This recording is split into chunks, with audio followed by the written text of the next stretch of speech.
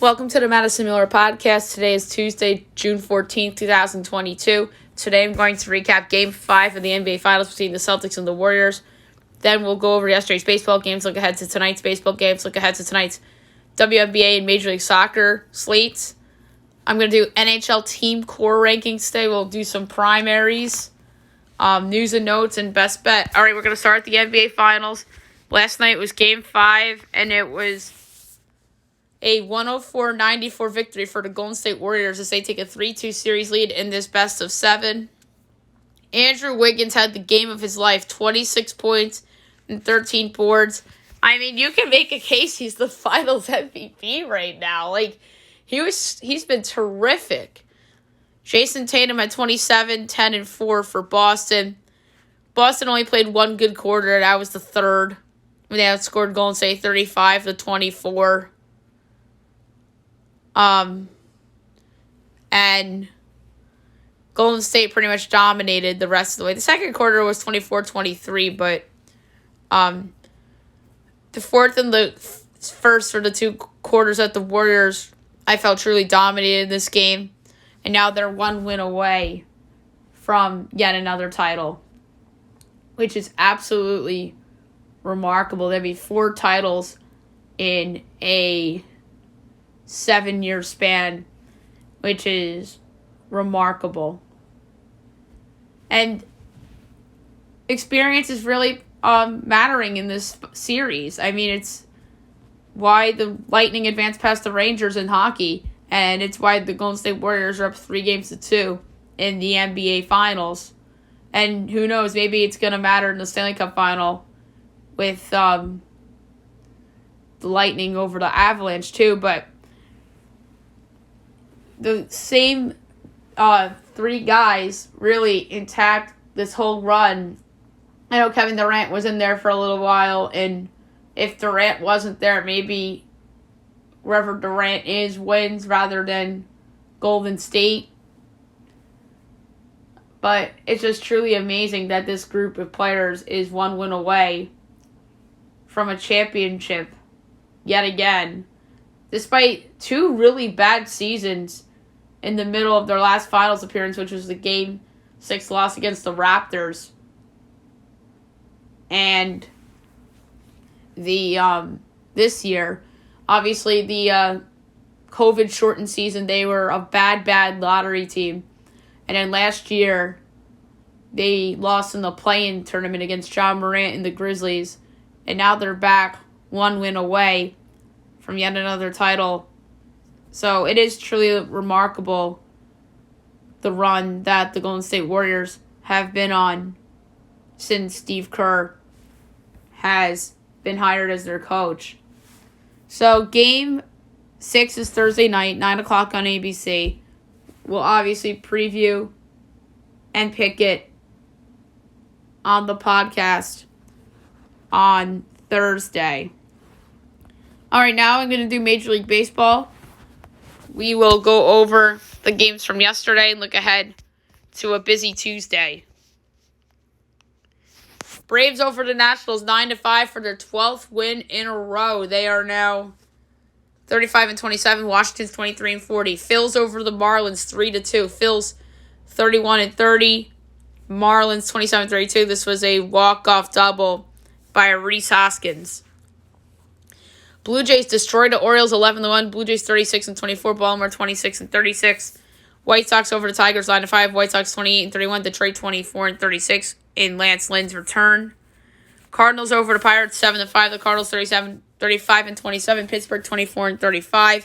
Rangers over the Astros 5-3. Rangers 29-31. Houston 37-24. I think I picked the Rangers on the podcast yesterday. Padres over the Cubs 4-1. Padres 38-24. Cubs 23-37. Reds over the Diamondbacks 5-4, so best bet was a winner, barely. Reds are 22-39, Arizona 29-34. Giants over the Royals 6-2, Giants 34-26, KC 20-40. And Twins over the Mariners 3-2, the Twins 36-27, Seattle 27-34. All right, doubleheader game 1, 1:15. You have the Pirates and the Cardinals, JT Brubaker and Matthew Liberatore. The Cardinals are minus 168. The Pirates are plus 142. Over under 9, minus 110 each way. Pirates plus 1.5 is minus 144. Cardinals minus 1.5 is plus 120. Brew Baker has been better than expected so far this season. And Libertor's a good young pitcher. I kind of like the under, but I don't feel strong about it. 7 o'clock, you have the Braves and the Nationals. Max Fried and Jackson Detroit making the season debut for Washington. The Braves minus 245. The Nats are plus 200. Over under 8.5. Over is minus 120. Under is minus 102. Braves minus 1.5 is minus 152. Nats plus 1.5 is plus 126. I'm going with the under 8.5 at minus 102. This just feels like a 6-1 Atlanta win. Marlins Phils. Trevor Rogers and Zach Eflin. Phils minus 158. Marlins plus 134. Over under 8.5. Over is minus 104. Under is minus 118. Marlins plus 1.5 is minus 156. Phillies minus 1.5 is plus 130.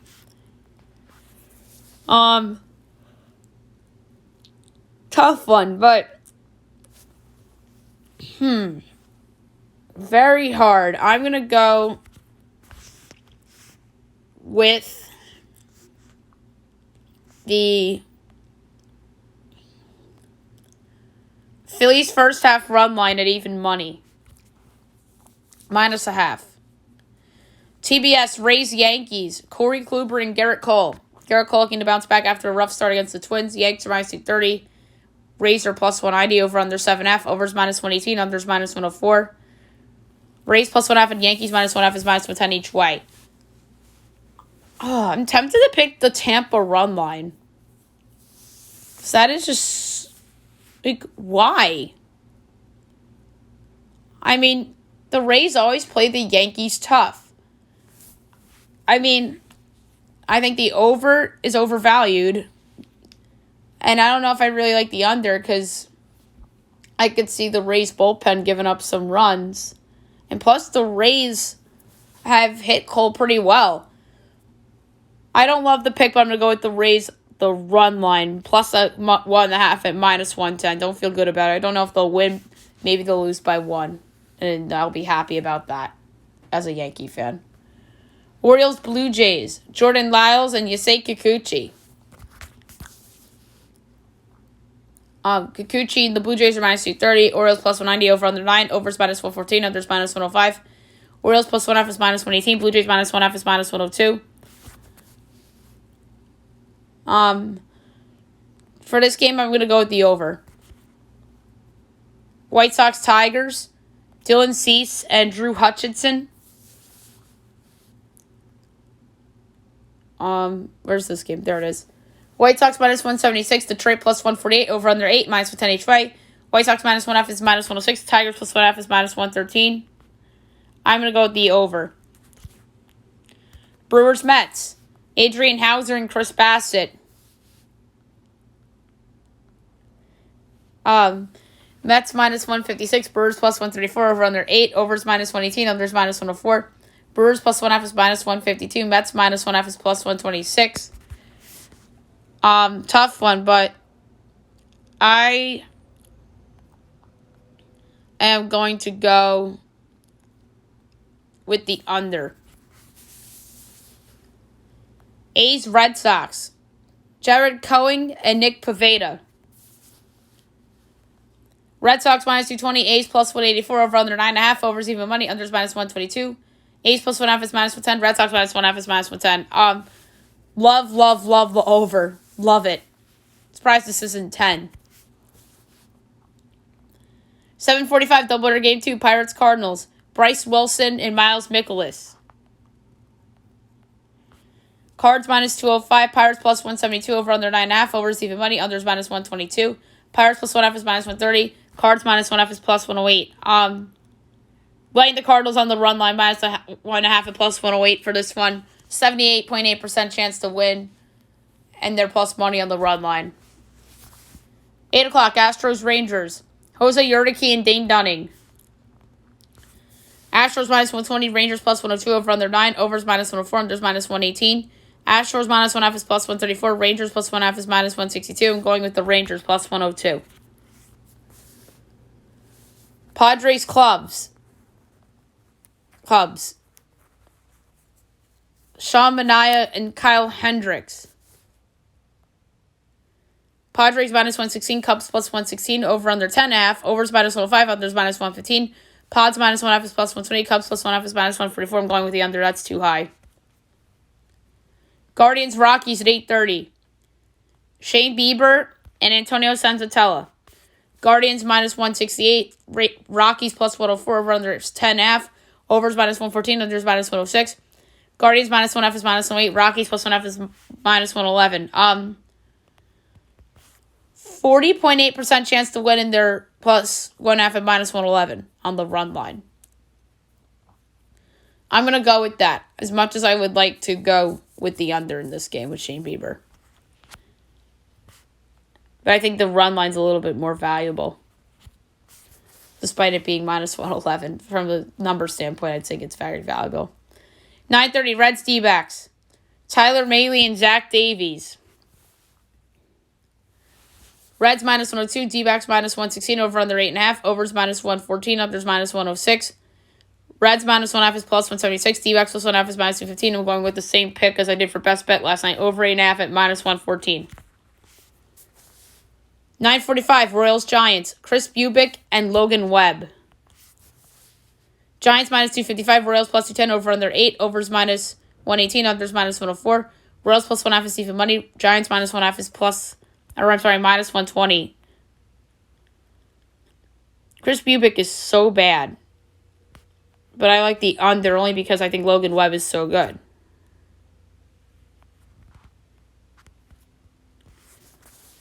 Ten o'clock on TBS. So a doubleheader on TBS. Angels, Dodgers, Noah Syndergaard and Tony Gonsolin. Dodgers minus 215, Angels plus 180, over under 9, overs minus 104, unders minus 118. Angels plus 1/2 is minus 138, Dodgers minus 1/2 is plus 115, and we're laying the 1/2 with the Dodgers plus 115. And the Twins and the Mariners, Joe Ryan and Logan Gilbert. Great pitching matchup. Mariners minus 122, Twins plus 104, over under 7, overs minus 122, unders even money. Twins minus 1/2 is plus 188, Mariners plus 1/2 is minus 230. So Mariners favored on the money line, Twins favored on the run line. Plus money, 48.4% for the Twins. I'm going with the Twins at plus 104 to knock off the Mariners. All right, now move on to the WNBA. We have some games tonight on the slate that I would like to touch on. It's a doubleheader on ESPN. 7 o'clock, you have the Mercury and the Mystics. The Mercury are 5-8, and the Mystics are 9-6. The favorite team in this game is the Mystics by 6.5. The total is 165.5. I think that's about right, but I'm going to go with the total. I'm going to say the under. At 9 o'clock on ESPN, the Commissioner's Cup game between the Storm and the Lynx. The Storm are 8-5. The Lynx are 3-11. The Storm are favored by 7.5. Total is 158.5. I'm going to take the Lynx at home plus the 7.5 just because I believe that they will perform at home. I don't know if they'll win, but I just think that they'll cover. That's all. So give me the Lynx getting the 7.5 at home against the Storm, and then the other game I'm going to go under 165.5 at minus 112. All right, Major League Soccer. We have a game tonight to make a pick on, or maybe multiple. I don't really remember. We'll find out in a moment. It's 10:30, Seattle and Vancouver. I think it's going to be a good game.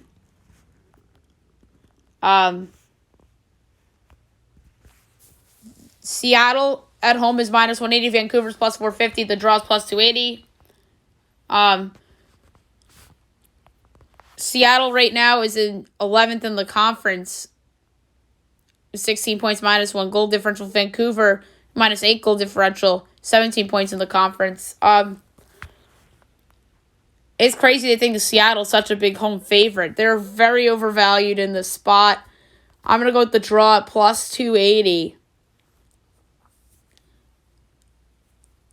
for this game. Like I said, Seattle probably is a better team than Vancouver, but they're not that much better than Vancouver. Vancouver gives up a lot of goals. Seattle doesn't score many goals, neither does Vancouver. So I'm going to go with the draw in this game at plus 280. All right, now I'm going to do my NHL team core rankings. I was going to do this on Friday last week, but didn't have time to do it. So I'm going to do it on today's show. Number 32, the Arizona Coyotes. Jacob Chychrun, Clayton Keller, Nick Schmaltz, Lawson Krause. This is the most hopeless franchise in the league. I'm sorry. Arena problems and guys getting traded left and right. Front office problems. 31, the Seattle Kraken. Matty Beniers, Brandon Tanev, Yanni Goodright, Jared McCann, and Jordan Eberle. The latter four, I don't know, will be there long term, but those are guys that just stick out to me, and in terms of guys they took from other teams, and Beniers is going to be the guy in Seattle. Number 30, the Buffalo Sabres. Rasmus Dahlin, Owen Power, Tage Thompson, Dylan Cousins. I like this group. Dahlin and Power are going to be a rock solid 2 on defense for years to come. 29, the Ottawa Senators. Brady Tkachuk, Josh Norris, Tim Stützle, Thomas Chabot, Drake Batherson. Some good young talent there in Ottawa. I like Tkachuk a lot, and I like Chabot a lot. 28, the Detroit Red Wings. Dylan Larkin, Tyler Bertuzzi, Jacob Vrana, Maurice Seider, Danny DeKeyser. DeKeyser's been around for a minute, so is Dylan Larkin. Bertuzzi's a good veteran. Vrana, good trade pickup. Seider, good young defenseman. 27, the Montreal Canadiens. Carey Price, Cole Caulfield, Nick Suzuki, Brendan Gallagher. I mean, you could argue for some other guys, Jeff Petrie and whatever, but Caulfield and Suzuki's the future. Gallagher's been there a long time, and Carey Price obviously is Carey Price. And what is the reason they've avoided the bottom 5 is because they were in the Stanley Cup final a year ago. 26 is the New Jersey Devils. Mackenzie Blackwood, Jack Hughes, Nico Hischier, Damon Severson. Hughes and Hischier, the future. Severson's been there a long time. Blackwood, the Devils have some high hopes for. 25, the Columbus Blue Jackets. Zach Werenski, Oliver Bjorkstrand, Patrick Laine, Boone Jenner. Jenner, Bjorkstrand, and Werenski have been there a long time. Laine, I think, will be there for a while. 24, the San Jose Sharks. Brent Burns, Eric Carlson, Timo Meier, Thomas Hertl, Logan Couture. Meier and Hertl have been there a long time. Couture's the face of the franchise. Carlson and Burns are their 2 key defensemen. Carlson was a trade pickup, really hasn't been the same. And then Burns has been there a long time. 23, the Anaheim Ducks. John Gibson, Cam Fowler, Trevor Zegras, Jamie Drysdale, Troy Terry. Terry had a career year. Zegras and Drysdale are going to be around for a long time. Fowler's been there forever. Gibson's been there forever. 22, the Philadelphia Flyers. Ivan Provorov, Travis Kelce, Sean Couturier, Rasmus Ristolainen. Ristolainen, I think, is going to be there a while. And then Couturier's been there a while. Provorov and Kelce are guys in their primes. 21, the Vancouver Canucks. Bo Horvat, Elias Pettersson, Quinn Hughes, Brock Besser. The 3 offensive players are stars. Quinn Hughes is a star in the making. 20, the Winnipeg Jets. Mark Sheffley, Kyle Connor, Connor Hellebuck, Blake Wheeler, Nikolaj Ehlers. The 4 forwards have been there a long time. Hellebuck, really good, solid goalie. 19, the Chicago Blackhawks. Patrick Kane, Jonathan Taves, Alex DeBrincat, Seth Jones. Obviously, the first 2 I mentioned, long-time Blackhawks Stanley Cup winners. DeBrincat's going to be there a while, so just Seth Jones. Number 18, the Los Angeles Kings. Jonathan Quick, Ante Kopitar, Drew Doughty, Adrian Kempe, Quentin Byfield. The latter 2 on the list are the now, and the former 3 on the list are the past, but they're still around. Kind of like the Blackhawks in a way. Number 17, the Nashville Predators. Juicy Saros, Philip Forsberg, Roman Josi, Matt Duchene, Ryan Johansson. The latter 2 were big-time pickups for trade and free agency, finally having great years. Yossi is a monster. Forsberg's amazing. And Saros obviously taking over for Pekka Rinne. Number 16, the New York Islanders. Matt Barzal, Anders Lee, Brock Nelson, Josh Bailey, Ryan Pulock. Pulock is their top D-man. The first two guys I mentioned on the list are really good scorers, and so are the second two players I mentioned on the list. Number 15, the Dallas Stars. Jamie Benn, Tyler Seguin, John Klingberg, Miro Heiskanen, Roop Hintz, Jason Robertson. So I think they're the only team I put down for 6. Benn and Seguin have been there a long time, so is Klingberg, who I believe is a free agent this offseason. Heiskanen is a really solid D-man. Hintz and Robertson are coming off career years. I think they're going to be around for a while. Number 14, the Minnesota Wild.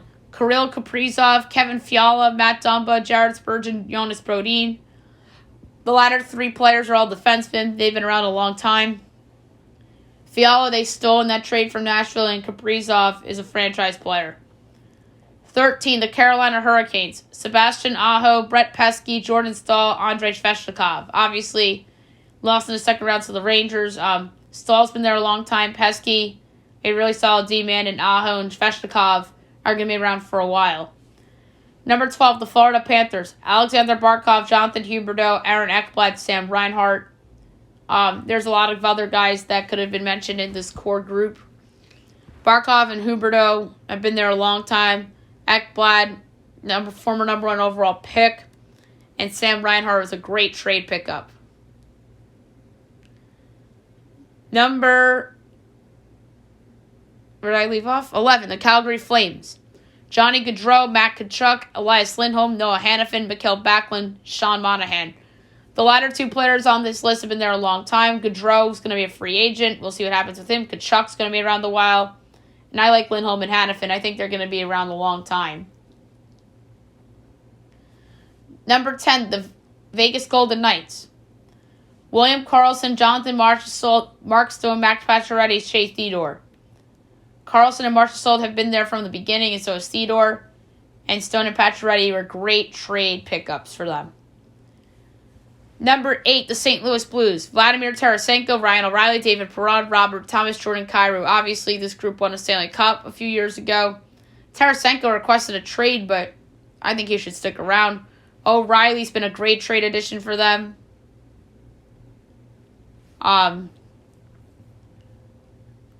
David Perron's been around a long time. And Braden Shen belongs on this list, too. I forgot about him. So the Blues are going to be the third team with 6 players on the core lists. And Thomas and Kyrou, 2 good young players.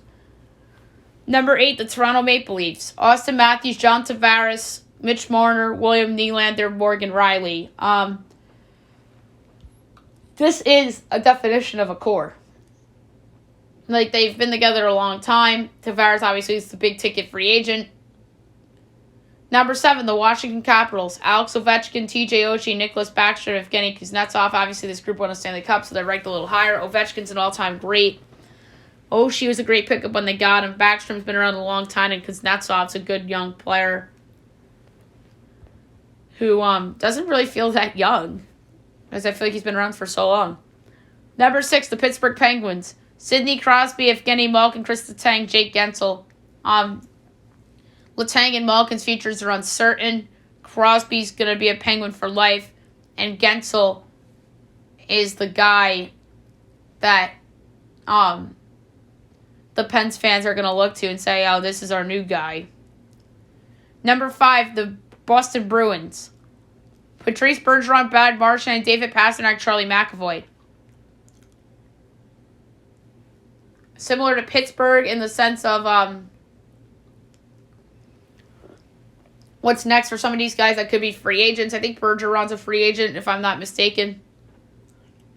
Number 4, the Edmonton Oilers. Connor McDavid, Leon Draisaitl, Ryan Nugent-Hopkins, Evan Bouchard, Darnell Nurse. The latter 2 defensemen are really, really good players for them.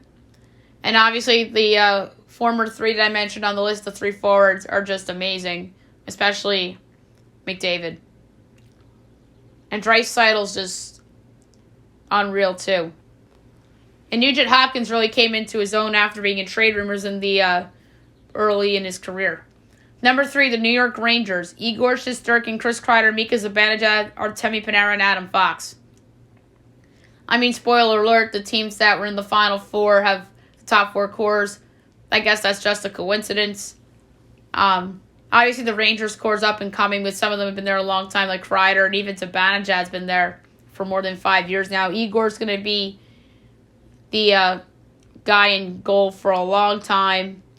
Panarin, great free agent signing, and then Fox was just a steal of a trade asset that they got, or trade pickup. Number 2, the Colorado Avalanche. Nathan McKinnon, Mikko Rantanen, Gabriel Landeskog, Cale Makar. A great group. They're going to be around a long time. And they finally are in the Stanley Cup Final. And the number 1 core is the Lightning. Andrei Vasilevsky, Steven Stamkos, Nikita Kucherov, Braden Point, Victor Hedman. And Point hasn't even played in a long time. But he still has to be included in this core group.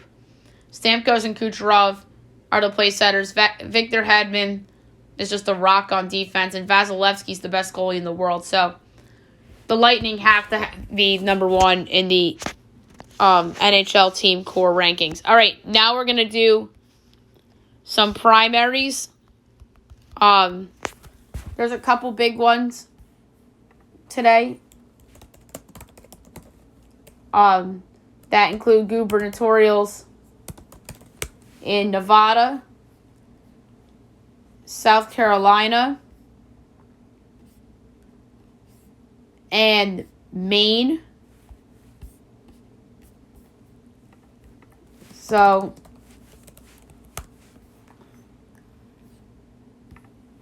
it's going to be a lot of fun, and in Texas as well.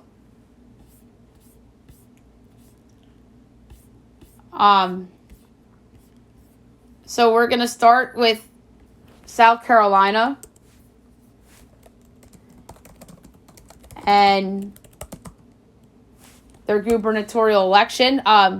Their incumbent governor is Republican Henry McMaster, as he's running for re-election for second full term.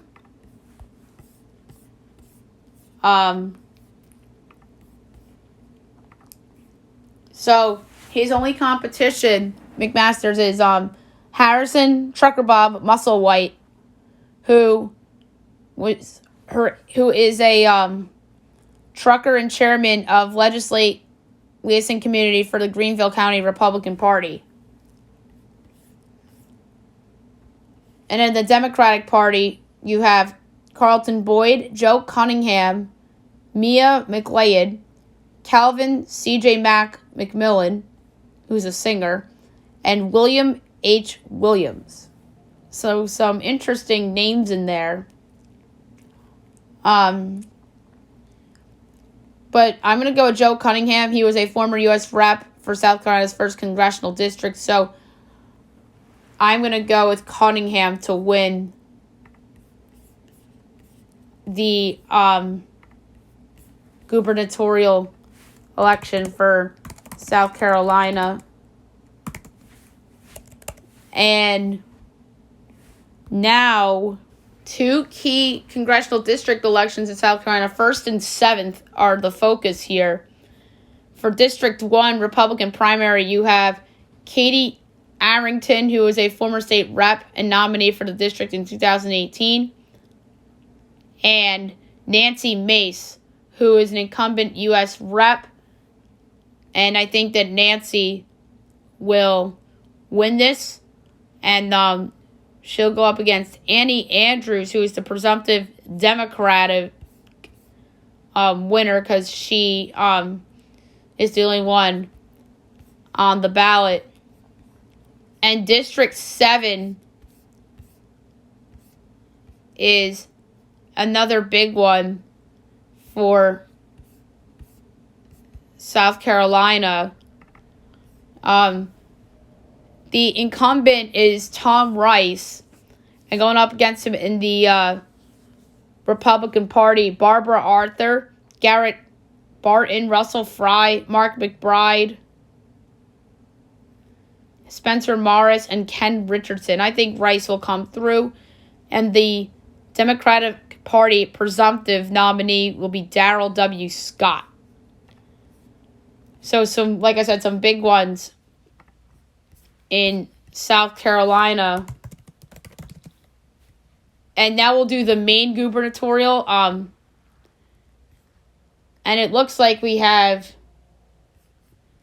winners here. Janet Mills going for Democratic, and who obviously is the incumbent governor, and Paul LePage. So Paul LePage won out the Republican primary as he used to be the governor of Maine from 2011 to 2019. So Janet Mills has some competition here because LePage might have some support here in the Maine gubernatorial. And now we'll do Nevada gubernatorial. This is a big one. Obviously, Steve Sisolak is their incumbent governor, and he is running for re-election. And the only competition Sisolak has is Tom Collins, who was a former commissioner of Clark County and a former state assemblyman for the 1st District. And then on the other side, you have a lot of different candidates. You have Seven Achilles Evans, Gary Radar Everston, Joey Gilbert, Eddie Hamilton, Tom Heck, Dean Heller, John Lee, Joe Lombardo, Stan Lusak, Edward O'Brien, Guy Nora, Fred J. Simon, William Doc Walls, Amber Whitley, and Barack Zilberg. I'm going to go with John Lee, who is the mayor of North Las Vegas. So I think being a mayor is a big deal, and that might get you some votes on the ballot. I would not rule out Lombardo. I wouldn't even rule out Dean Heller. But I'm going to go with John Lee to win the Republican primary to go up against Steve Sisolak for the Nevada gubernatorial race. So there's a lot of more of Nevada here. You have a big Senate race in Nevada. You have Nicole Canizaro, the leader of the Democratic Party, and James Settlemeyer, the leader in the Republican Party. So we'll see how this one plays out. And then we have some district elections for Nevada too. So first we have District 1 in Nevada. So the Democratic Party, your incumbent is Dina Titus. The only competition she has is Amy Viella. So she's also from Las Vegas. And then the Republican primary here for the 1st District, we have a lot. Jane Addams, David Broke, Crescent Hardy, Mark Robertson, Carolina Serrano, Morgan Schulte, Cynthia Steele, and Jesse Turner. I really think that Crescent Hardy will come through here and win the Republican primary because he was a former U.S. rep for Nevada's 4th Congressional District, and I think he's well known in the state. So I'm going to go with Crescent Hardy here for the Republican side. District 3. Your incumbent is Susie Lee. Her only competition is Randy Hines. I think Susie Lee will come through.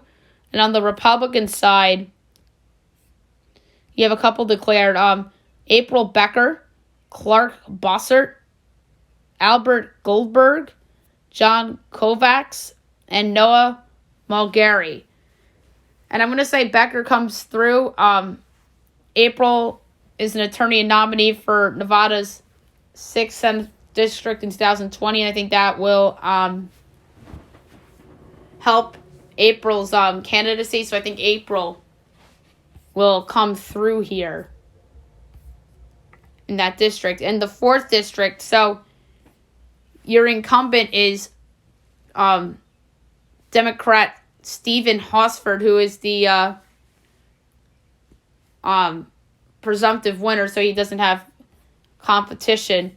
The Republican side has 3 candidates: Annie Black, Chance Bonaventura, and Sam Peters. I think Black will come through. She was a state assemblywoman for the 19th district. That helps her cause. I think Peters has a little bit of a shot here, but I think Annie Black will come through on the Republican side here. And now we're going to do Nevada Attorney General. That's a big one too. Your incumbent is Aaron Ford, and he's eligible to run again. And his only competition is Stuart Mackey, who is an attorney and candidate for governor in 2018, but Ford will come through. And then the Republican side, we have 2 attorneys going at it, at Siegel Chada and Tisha Black. That's a tough one. With no real inside information here, I think that Tisha Black will come through, but I do not feel good about it. And there's no endorsements here, which doesn't really help either side here, or in terms of endorsements that I am not aware of. And the other big one in Nevada is Secretary of State.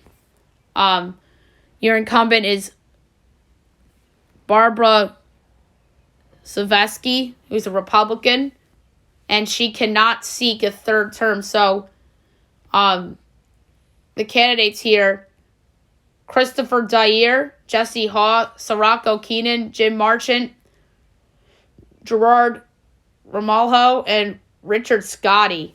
I'm going to go with Marchant. He was a former member of the Nevada Assembly for the 37th District for several years, so I'm going to go with Marchant here to come through. And then your winner on the Democratic side is Cisco Aguilar, the presumptive winner, as he is an attorney and former staffer of Harry Reid. So it'll be Aguilar against the winner of the Republican side for the Nevada Secretary of State. And one more big one that we have to touch on tonight is Texas 34th Congressional District. So the big deal for this election is that the winner of this one will finish Vela's truncated term, which ends in January, but Republicans in the state are eager to go ahead and flip the 34th District as they attempt to make inroads in South Texas, along with several other border area seats in the fall. So this is a big one, and right now it's incumbent Vicente Gonzalez, the Democrat, and on the other side, on the Republican side, it's Myra Flores, the representatory care practitioner and Hidalgo County GOP Hispanic Outreach Chair. So there are several eliminated in the primary, and then Flores came out on top in the primary, and this is actually just a special election here. So this is a big one, obviously. So we'll see what goes down here in this one, as polls close at 8 p.m. Eastern, but in Texas it's 7 p.m. Central, so that is one to look out for sure. All right, now move on to news and notes for today. Not that much to talk about. Something coming down this morning. Baker to the Panthers heating up is that there's urgency on Carolina's side to get a trade done for Mayfield, with Baker's salary the biggest hurdle. So we'll see how that potentially goes down. Adam Silver is in health and safety protocols and did not attend Game 5. Hopefully he'll be okay. Something funny happened before the game is that Stephen Curry made a trick shot and it gone wrong, as Curry almost took out the NBA TV set before Game 5. A trending TikTok, Joey Votto did a TikTok with a young fan, which was pretty neat. Sad news for the Braves. Ozzie Albies fractured his foot while swinging in the 5th inning. That is a big loss for the Braves. Sands winning 12 straight. And he's a big-time player for them. He's probably going to be out potentially for the year. So that opens up a trade possibility for Atlanta for a rental. Jonathan India back for the Reds after missing some time with a hamstring injury. Steven Strasburg back on the injured list after experiencing discomfort following a Saturday bullpen session. Andre Iguodala came back for the Warriors last night in Game 5. And there's some optimism that James Weissman may play in the Summer League after plasma treatment. Oof. He's just a distressed asset at this point. The Dolphins offered Sean Payton a 4-year, $100 million contract before hiring their current coach. As they wanted him to become their coach, but Payton turned it down. News coming down from John Rothstein right now. Gonzaga and Michigan State are in advanced discussions to play a neutral site game on an aircraft carrier in San Diego on Veterans Day. So that's pretty cool. Two really awesome programs getting at it. Josh Donaldson was served the 1-game suspension for his remarks towards Tim Anderson, as he'll probably serve it tonight. Gerard Gallant finally explains his lineup decision for Game 6 with the scratch of Capo Caco. It was very telling, and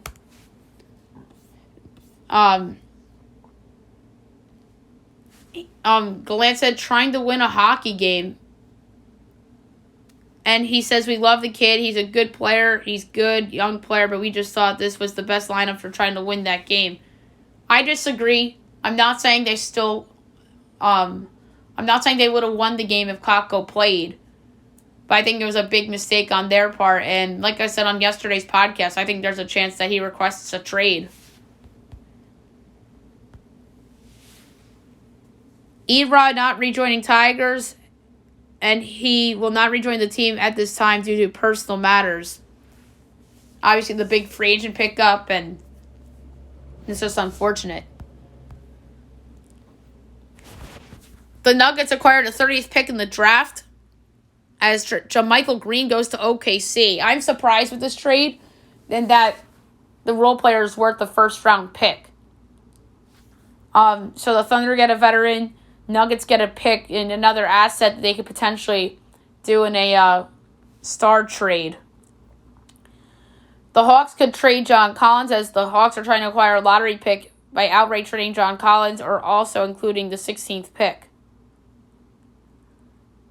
Grizzlies extend Taylor Jenkins to a multi-year extension after leading the Grizzlies to the 2 seed in the West. That's well-deserved for Taylor Jenkins. The Suns to consider DeAndre Ayton sign-in trades. Not surprised. This has been speculation since they got eliminated.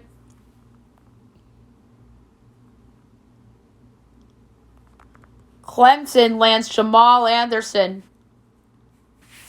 as he picks them over Florida, Penn State, Michigan State, and Utah. So it's a good get for Clemson.